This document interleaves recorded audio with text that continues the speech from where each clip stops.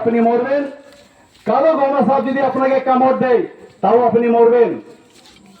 তার জন্য আগামী দিনে আমাদের মানুষকে সজাগ হতে হবে।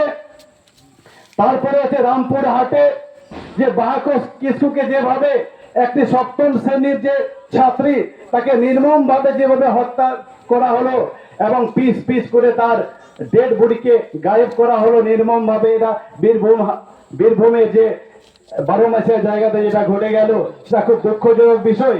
যাতে তার জাস্টিস পায় তাদের পরিবার, তার জন্য আমরা এই রাষ্ট্রীয় মৌলিবাসী আদিবাসী মাঝি মহলের পক্ষ থেকে আমরা আবেদন করছি। তো আমি বিস্তারিত আমি বলছি না, আমার বক্তব্য আপনারা দীর্ঘ সময় ধরে শুনলেন। তারপরে আমাদের পরবর্তী আরো বিভিন্ন সামাজিক সংগঠনের নেতৃবর্গ রয়েছেন, তারা আপনাদের সামনে কথা বলবেন। আমি এখানেই শেষ করছি। জয় মৌলিবাসী, জয় আদিবাসী।